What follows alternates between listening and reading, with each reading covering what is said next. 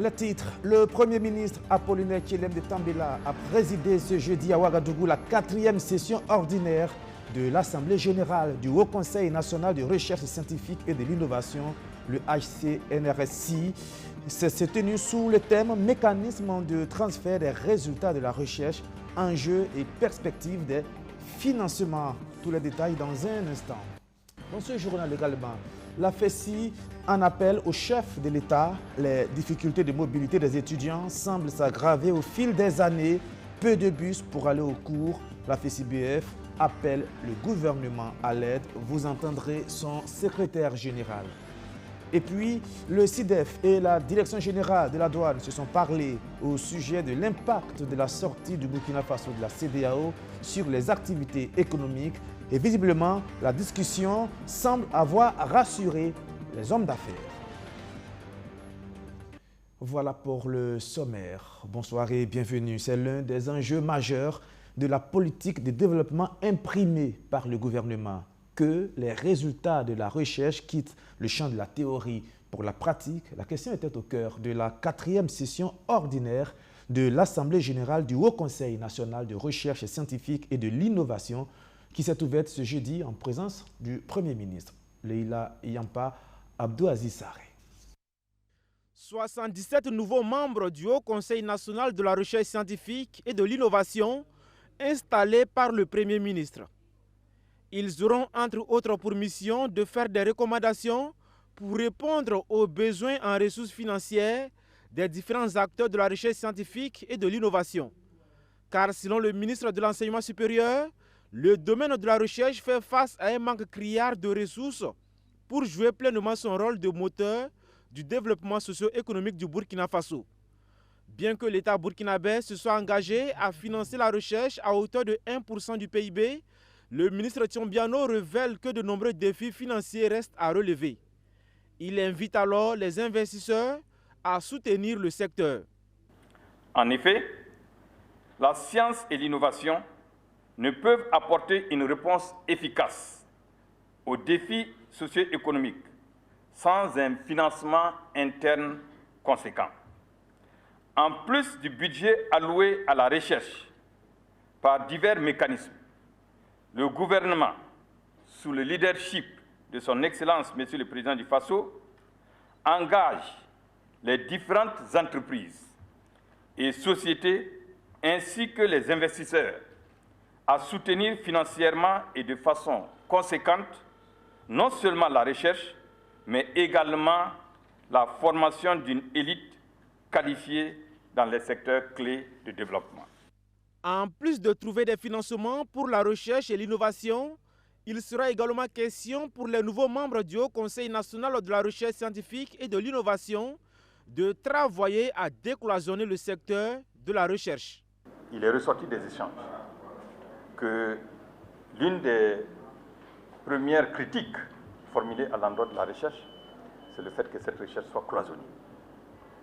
Donc il faudra réfléchir à un mécanisme, à un dispositif qui puisse permettre en amont d'associer tous les acteurs pour pouvoir d'abord identifier les questions de recherche préoccupantes et ensuite s'assurer, après ces activités de recherche, de leur appropriation et de leur valorisation. Donc je pense que ça, c'est une des recommandations fortes qui commande qu'aujourd'hui nous puissions mettre en place des instances. Cette session ordinaire 2024 de l'Assemblée générale du Haut Conseil national de la recherche scientifique et de l'innovation est également marquée par des recommandations des acteurs pour un meilleur fonctionnement du domaine de la recherche au Burkina Faso. Et certains d'entre eux feront peut-être partie de la crème des chercheurs burkinabés, mais pour l'instant, ils ont tout simplement besoin de moyens de transport pour aller suivre les cours.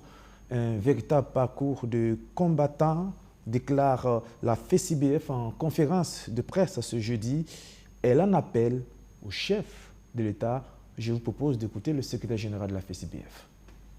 Aujourd'hui, bon nombre de nos camarades élèves et étudiants n'arrivent pas à avoir accès aux lieux de formation qui sont les universités et les écoles parce que la Soutraco n'arrive pas vraiment à répondre aux besoins notamment parce que les bus disponibles soit en état de vétusté, ou bien soit même les bus là même sont souvent surchargés. Alors on a tellement interpellé les autorités, à savoir la Sotraco et le ministère de l'Enseignement supérieur. Donc il est important pour nous de faire cette conférence-là pour prendre l'opinion nationale à témoin de la grogne qui prévaut au sein de ces élèves étudiants-là et de trouver vraiment des solutions idoines. C'est également une occasion pour nous de faire un plaidoyer à l'endroit de nos autorités, notamment à l'endroit du président du FASO, afin qu'il ait vraiment un œil regardant sur cette question de mobilité-là, pour vraiment soulager les élèves étudiants du Burkina Faso. Maintenant, cette rencontre entre le CIDEF et la Direction générale de la douane au centre de discussion, l'impact de la sortie du Burkina Faso de la CEDEAO sur les activités économiques. Les hommes d'affaires semblent inquiets. La douane a-t-elle réussi à les rassurer? Élément de réponse, Luc Pabelgen. Si la sortie du Burkina Faso de la CEDEAO a été expliquée par le régime actuel sur le plan politique, les opérateurs économiques, eux, ont convié les douanes du pays pour plus d'éclaircissements sur les implications de cette décision depuis janvier 2024. Le CIDEF, le Conseil interprofessionnel des entreprises du Burkina Faso, regroupe la majorité des importateurs et exportateurs du pays. Quels avantages ont-ils avec l'AES et que consentiront-ils comme taxes supplémentaires en quittant cet espace économique qui était pratiquement une union douanière? C'est le directeur général des douanes et ses collaborateurs qui vont donner plus d'explications sur le sujet à travers une présentation sur le thème « Retrait du Burkina Faso de la CEDEAO, implications et mesures d'atténuation en matière douanière ». Chacun comprenne que nous restons toujours dans une union douanière, qui est l'union douanière de l'UEMOA, qui a ses avantages. Donc le tarif extérieur commun sera appliqué au sein de l'UEMOA. Le tarif préférentiel aussi sera accordé au sein de l'UEMOA pour tous les pays membres de l'UEMOA. Et donc, peut-être l'inconvénient, c'est au niveau des pays membres de la CEDEAO qui ne sont pas membres de l'UEMOA. Ces pays se verront appliquer effectivement le tarif extérieur commun parce qu'il s'agirait désormais de produits tiers, c'est-à-dire des produits qui seront traités comme des produits européens ou asiatiques, donc ils vont devoir payer les droits normaux. Des interrogations n'ont pas manqué après cette communication. Les entrepreneurs ont voulu comprendre si des échanges seront plus coûteux avec les pays non membres de la CEDEAO. L'administration douanière ne voit pas assez d'avantages douaniers avec le retrait de l'AES de la CEDEAO, mais des mécanismes sont prévus comme mesure d'accompagnement. Je crois que nous avons eu toutes les explications. C'était un exposé très clair pour nous montrer que nous restons tout de même dans l'Union économique et monétaire ouest-africaine, où la plupart des pays avec lesquels nous conversons sont membres. Donc cela limite énormément l'impact de la création de l'AES. Alors c'est vous dire que nous avons été largement rassurés et que pour le reste, il est prévu également des mesures d'accompagnement, des accords bilatéraux sont possibles et il y a pas mal de conventions qui ont déjà été signées dans le temps par le Burkina qui restent en vigueur. C'est autant d'explications, d'éclaircissements qu'on nous a donnés, qui nous a beaucoup rassurés. Le CIDEF tenait ainsi son deuxième conseil élargi de l'année 2024. Il s'est agi de faire le bilan des activités du conseil pour l'année en cours. Intervenant avant la rencontre nationale gouvernement-secteur privé, la session s'est également penchée sur le rôle du secteur privé dans la mise en œuvre des initiatives endogènes de développement, un des sous-thèmes de ce cadre de dialogue à venir. En matière de blanchiment des capitaux dans le secteur des BTP, le Burkina Faso est inscrit sur la liste grise des pays pas assez regardants sur le phénomène, une situation qui inquiète l'Office national du contrôle des aménagements et des constructions. L'ONCAC multiplie donc les opérations de contrôle sur le terrain, mais aussi les séances de sensibilisation. Justement, l'une d'elles a rassemblé plusieurs responsables et représentants d'entreprises de ce secteur. Vianney Bilgo, Sandrine Zougouri. Les acteurs du secteur de l'urbanisme, de la promotion immobilière et du BTP, en session de sensibilisation et d'information sur leur rôle et obligations dans la lutte contre le blanchiment des capitaux. Objectif, mettre en place un dispositif de surveillance dans les entreprises afin de lutter contre ces fléaux nuisibles à l'économie nationale. Les actes de criminalité économique et financière, tels que le blanchiment des capitaux, les présentent sont insidieusement préjudiciables à l'intégrité du système financier. Ils sapent les efforts de développement social et économique de notre pays et font peser une menace grave sur la sécurité nationale. Lutter contre le blanchiment des capitaux et le financement du terrorisme est donc une nécessité absolue. Nos efforts conjugués dans ce sens permettront à notre pays de sortir dans les plus brefs délais de la liste grise et contribueront à assainir l'économie et la question sécuritaire dans notre pays. Parallèlement à cette session de sensibilisation, une mission de contrôle se mène également sur le terrain, selon l'Office national du contrôle des aménagements et des constructions, afin de s'assurer que chaque entreprise immobilière dispose d'un dispositif de surveillance des capitaux. En dehors de cette sensibilisation, nous avons entrepris un certain nombre de contrôles. Les contrôles sur site et les contrôles sur pièces, qui sont une forme de contrôle au regard du rôle que l'ONCAC doit jouer en matière de lutte contre le blanchiment des capitaux. Ce contrôle a permis effectivement de nous rendre compte que ce dispositif n'est pas existant au sein des structures.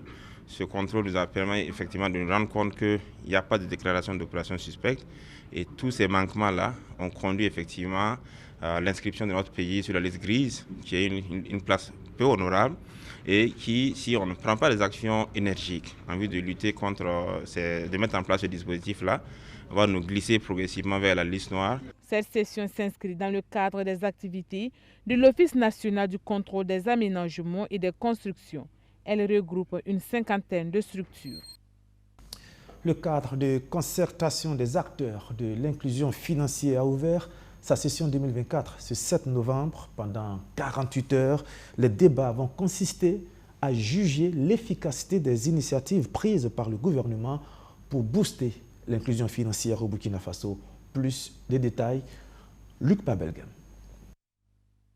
Évaluer les progrès réalisés, relever les défis persistants et dessiner les perspectives d'une inclusion financière harmonieuse est ce à quoi vont s'atteler les acteurs de l'inclusion financière au cours de la présente session 2024 du cadre national de concertation. Il ressort que malgré les progrès considérables réalisés dans l'accès et l'utilisation de la monnaie électronique, la bancarisation élargie et l'accès aux services financiers de base au Burkina Faso présentent un résultat mitigé. À travers les rapports annuels que nous faisons sur la mise en œuvre de cette stratégie, alors le bilan il est mitigé, c'est-à-dire qu'on a eu des avancées et comme c'était une première stratégie, donc ce cadre, cette session va se permettre de vérifier effectivement qu'est-ce qui a bien marché, qu'est-ce qui n'a pas bien marché. Et puis ça va permettre d'alimenter la prochaine stratégie qui va sortir bientôt. Les acteurs de l'inclusion financière sont invités à repenser les approches afin de garantir une distribution plus équitable des ressources et des opportunités. Il est important pour notre cadre de dialogue de dresser un bilan de nos différentes interventions sur le terrain de l'inclusion financière. C'est à cet exercice que nous invite le premier sous-thème de la présente session intitulé « Analyse de l'efficacité des interventions en faveur de l'accès des populations cibles et des PME aux services financiers de base ». Le deuxième sous-thème porte sur les expériences réussies et les leçons à tirer des initiatives en matière d'inclusion financière. À ce titre, je tiens à saluer les résultats déjà obtenus, tels que l'extension des services financiers à travers les plateformes numériques. L'inclusion financière est présentée comme un enjeu stratégique pour stimuler la croissance économique et depuis l'adoption de la stratégie nationale de la finance inclusive en 2019, des progrès ont été enregistrés. Mais la bancarisation élargie du Burkina Faso reste insuffisante avec un taux se situant à 36%, ce qui indique qu'une forte proportion des adultes demeure exclus des services financiers de base. La deuxième édition des journées régionales de l'agroécologie dans les Hauts-Bassins a pris fin aujourd'hui même à Bobo-Dioulasso. C'est un cadre d'échange et de réflexion entre acteurs du monde de l'agriculture en vue d'imprimer un développement majeur dans ce secteur. Les activités ont débuté il y a 48 heures. Point de la situation, Kokato Mayao, Sotour et Justin Dabiré. De l'engrais biologique, des produits bio, des techniques de récupération des sols et du matériel agricole exposés à la deuxième édition des journées régionales de l'agroécologie dans les Hauts-Bassins. Cadre du donner et du recevoir, la deuxième édition des journées régionales de l'agroécologie se veut des moments d'échange et de réflexion entre les acteurs du monde de l'agriculture. Ces journées dédiées à l'agroéconomie sont vraiment importantes pour nous les producteurs parce que tout le monde le sait, l'utilisation des engrais minéraux et autres types de pesticides et de fongicides ont montré leurs limites. Donc il va falloir trouver le juste milieu parce que l'avenir même du monde réside dans l'agroécologie. Il va falloir qu'on travaille en parfaite synergie pour léguer aux générations à venir des terres cultivables et un environnement sain. Cette deuxième journée, ça représente beaucoup de choses. Voilà, c'est une opportunité pour l'association CEPAT de valoriser ses différents produits. C'est valoriser nos différents et d'échanger, voilà, d'échanger les idées. La deuxième édition des journées de l'agroécologie est placée sous le thème « Quelle contribution de l'agroécologie à la sécurité alimentaire ?» Au cours de ces journées, il s'agira pour les participants de faire l'état des lieux de l'agroécologie dans la région des Hauts-Bassins et de dégager des perspectives. Ce qui est le plus important pour nous déjà, c'est de présenter ce que c'est que l'agroécologie. Vous avez vu que les participants viennent un peu partout. Nous avons tenu à inviter les délégations spéciales, nous avons tenu à impliquer un peu les autorités régionales et administratives qui sont au niveau de la région des Hauts-Bassins. Nous avons invité aussi les écoles de formation pour qu'ils puissent d'abord pour nous connaître ce que c'est que l'agroécologie et comment l'agroécologie puisse contribuer à la sécurité alimentaire et nutritionnelle au niveau de la région des Hauts-Bassins. C'est dit que comment faire pour intégrer c'est dit la pratique de l'agriculture en tenant compte de l'environnement, en tenant compte de l'énergie, en tenant compte de l'eau, voilà, en économisant l'eau. Donc nous avons les attentes qu'au cours des échanges, il y aura certainement des recommandations, il y aura en tout cas des bonnes conclusions qui vont sortir pour la bonne mise en œuvre de l'agroécologie dans la région des Hauts-Bassins. Plusieurs thématiques sont au programme des journées régionales de l'agroécologie qui se tiennent du 5 au 7 novembre 2024 à la Maison de la Culture de Bobo-Dioulasso. Prennent part à ces journées les acteurs du monde agricole, notamment les producteurs d'engrais biologiques, les transformateurs, les pépiniéristes, les agriculteurs et les fabricants de matériel agricole. À l'École nationale des eaux et forêts de Denderesso, eh bien, c'est la fin de formation pour plusieurs élèves. C'est aussi le moment de montrer ce qu'on a appris à travers les soutenances. Eh bien, plusieurs étudiants se sont soumis à l'exercice dans ce reportage signé Kokato Mayao, surtout Justin Dabiré. 17,5 sur 20, c'est la note qui a sanctionné le travail de l'élève inspecteur des eaux et forêts Benoît Damolga. Une note obtenue après avoir présenté son mémoire de fin de cycle sur le thème « Contribution du bois et du charbon de bois au développement socio-économique de la province du Naouri au Burkina Faso ». Nous avons décidé de prendre ce thème-là pour pouvoir prouver que vraiment ces ressources-là contribuent énormément à l'économie locale.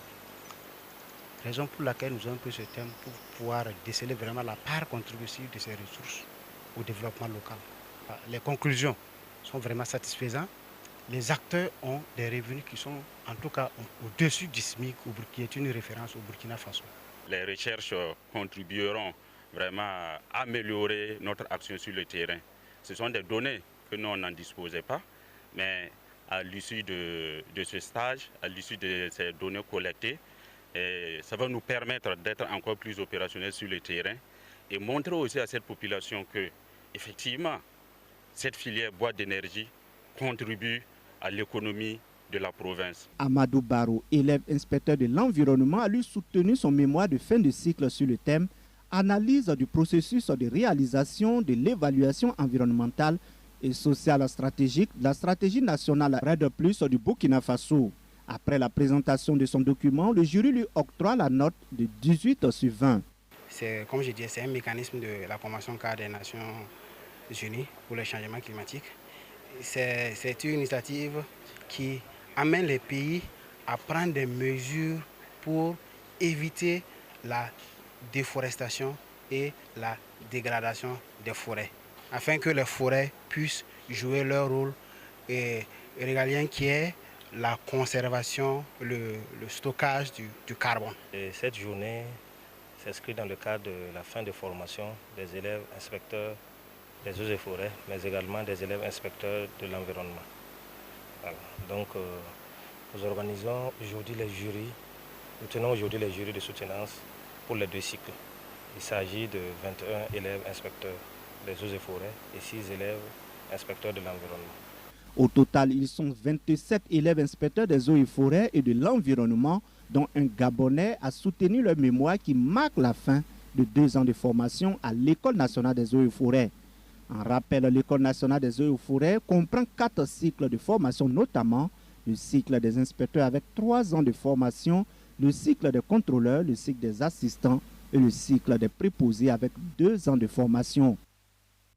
La Corporation nationale des artisans et exploitants de petites mines du Burkina Faso a organisé un panel ce jeudi, un panel sur la contribution des acteurs du sous-secteur artisanal à la sécurisation des sites miniers artisanaux et du territoire national, une initiative qui vise à améliorer la sécurité dans ces zones et à encourager une exploitation responsable.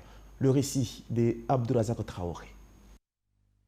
Si le nombre de mines industrielles au Burkina Faso est bien répertorié grâce à une structuration précise du secteur, la situation se complique lorsqu'il s'agit des mines artisanales. Sur ce terrain, même les structures étatiques peinent à obtenir des données fiables et précises. L'État évoque plus de 600 sites d'exploitation artisanale d'après une cartographie datant de 2018. Ce chiffre reste cependant approximatif, révélant les nombreuses zones d'ombre qui entourent ce secteur et au titre des difficultés, l'insécurité. Aujourd'hui, de nombreux sites sont tombés sous le contrôle des groupes armés terroristes, rendant la situation encore plus difficile pour l'État et les orpailleurs. Actuellement, il y a des sites inaccessibles. Voilà, il y a des sites où nous ne pouvons pas y accéder à cause bien évidemment de la situation sécuritaire. Et il y a également des sites qui pratiquement sont sous contrôle, pas des artisans et miniers, mais en réalité par, comment on appelle ça, les groupes terroristes. Face au péril, les acteurs s'organisent à travers un panel, 2 jours de réflexion pour tabler sur les solutions. Ce panel qui ouvre ses portes ce 7 novembre veut plancher sur les solutions idoines pour sécuriser les sites. C'est de réfléchir à comment est-ce que les artisans miniers peuvent contribuer, donc, parce que tout n'est pas l'État. Voilà, il faut que chaque acteur s'implique dans la sécurisation du pays. Donc ce panel est le lieu pour nous de réfléchir entre acteurs du secteur pour pouvoir contribuer à la sécurisation des sites miniers artisanaux. Le gouvernement qui est bien au parfum des enjeux est bien présent à ces échanges. La contribution des acteurs est fortement attendue. Il était important pour nous d'accompagner cette corporation à réfléchir et voir comment peut être la contribution de l'ensemble des artisans dans l'œuvre commune de refondation du pays et partant de cela à la sécurisation du pays. Le gouvernement a déjà entrepris d'énormes réformes dans ce secteur, notamment à travers la création d'une structure nationale dédiée à la sécurisation des sites miniers. Vous l'avez également suivi, nous avons procédé à la réforme de l'ONACIM qui assure la sécurisation non seulement dans les mines industrielles, mais également dans l'ensemble des secteurs miniers. Au-delà de ces actions, l'exécutif annonce également la poursuite de la formalisation de l'artisanat minier. Bientôt, des coopératives seront créées pour regrouper les acteurs afin de mieux les encadrer. Le tout premier forum international sur les systèmes alimentaires durables, le FISAD, devrait se tenir du 12 au 13 novembre prochain Eh bien, à quelques jours du début de l'événement, le comité d'organisation était face à la presse. Il a essayé de dresser les enjeux d'une telle initiative. Abdou Aziz Saré. Selon les chiffres de l'Organisation mondiale de la santé, les aliments impropres à la consommation provoquent chaque année 33 millions de malades dans le monde, avec plus de 400 000 morts. En Afrique, ces chiffres sont estimés à 91 millions de malades et 137 000 décès dus à la consommation d'aliments impropres. C'est en réponse à cette problématique que la coalition des OSC œuvrant dans le domaine agricole lance la première édition du Forum international sur les systèmes alimentaires durables, FISAD.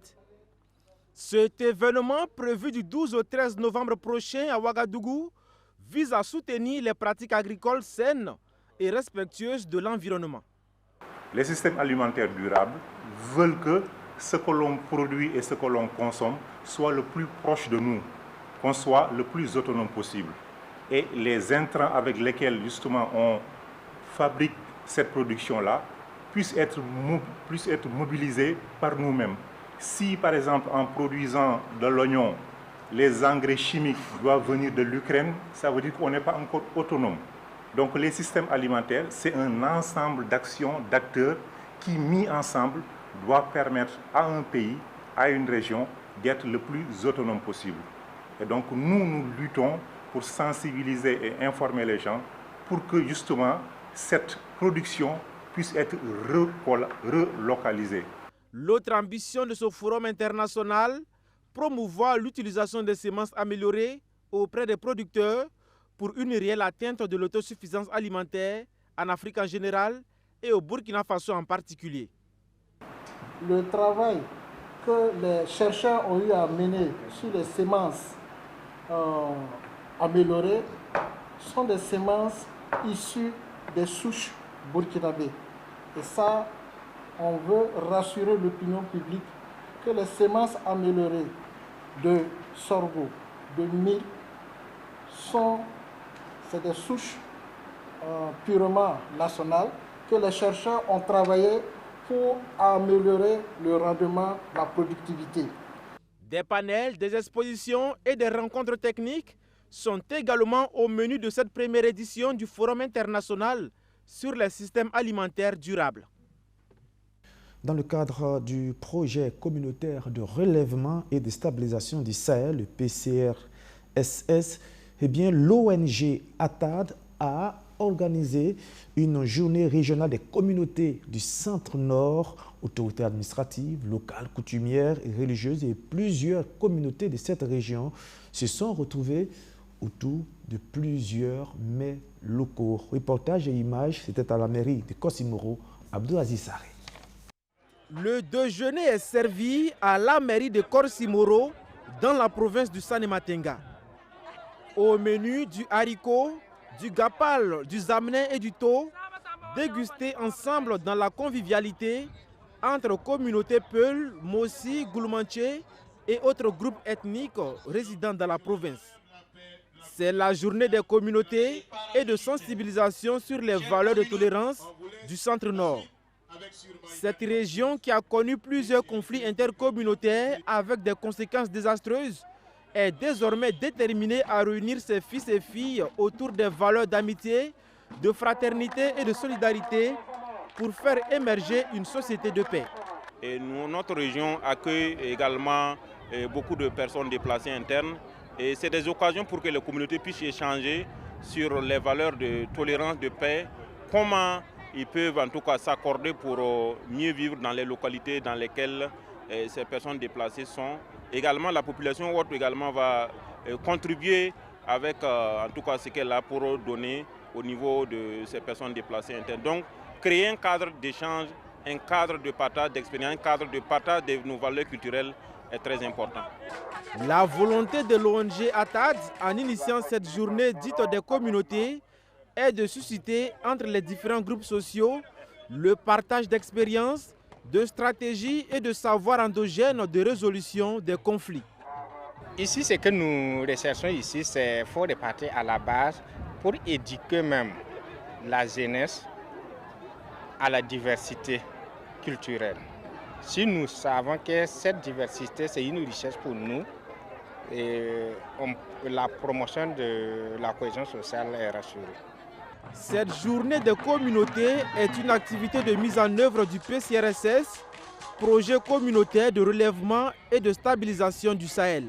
Au-delà donc de cette action donc, de mobilisation communautaire et de cohésion sociale, le PCRSS accompagne les 9 communes d'intervention du projet au niveau donc, du centre Nord à un relèvement et une stabilisation donc, de nos communautés. En clair, le PCRSS accompagne les communautés pour des actions donc, de réalisation des infrastructures socio-économiques, également des infrastructures scolaires pour l'éducation, des infrastructures sanitaires, également donc, des produits donc, agricoles et des intrants agricoles dans la réalisation donc, de leur production et pour leur relèvement et pour leur stabilisation. Le PCRSS est une initiative des gouvernements du Burkina Faso, du Mali et du Niger pour le relèvement économique, la paix et la sécurité au bénéfice des populations, surtout les plus affectées par les crises. Il est financé par la Banque mondiale. Et pour terminer, sachez que la 40e session ordinaire du Conseil national de l'eau s'est ouverte hier. Au centre des débats, l'examen des avant-projets des schémas directeurs de l'eau et de l'aménagement. Benjamin Kwame. Elle est considérée comme l'or bleu, un patrimoine commun naturel, un enjeu stratégique pour le développement de chaque pays. Dans la zone du Gourma et du Liptako, l'eau se fait de plus en plus rare, comme un peu partout dans les autres contrées à travers le monde. Et cela à cause du changement climatique et surtout aux actions nuisibles des humains. Le Burkina Faso, à travers le Conseil national de l'eau, veut emmener les Burkinabés à changer de comportement en préservant l'eau et ses sources d'approvisionnement pour les générations futures. Des réflexions ont été déjà menées sur la question dans 2 documents qui sont soumis à examen à cette 40e session du Sénat. Ces documents ont été élaborés, fait l'objet d'une étude de longue durée par des spécialistes. Alors ce document, le Conseil national de l'eau justement doit le regarder et mettre un avis technique avant qu'il poursuive vers le gouvernement. Il est attendu de ces documents qu'ils puissent proposer des actions à mettre en œuvre pour arriver à la satisfaction des besoins en eau en termes de gîtes pour toutes les populations vivant sur l'espace. L'espace en question, c'est bien le Liptako et le Gourma, confiés à des agences. La plus-value avec l'avant-projet des schémas directeurs en examen, c'est que les actions de l'homme et de l'environnement sur l'eau seront mieux contrôlées. Donc ce sont des documents qui portent un certain nombre de mesures qui concernent les différents secteurs du développement du Burkina. J'ai cité l'agriculture, l'élevage, l'environnement et d'autres secteurs qui sont réellement en lien donc avec la gestion des ressources en eau en termes de développement. C'est-à-dire que désormais, les actions seront mieux coordonnées, en tout cas mieux orientées pour que nos ressources en eau soient mieux protégées, mieux gérées. Cet exercice intervient dans la politique nationale de l'eau et de l'assainissement. Le Burkina Faso, qui s'est engagé dans la gestion des ressources en eau, apporte son soutien à travers le gouverneur de la région du Centre-Nord afin de sortir des propositions inclusives et pérennes.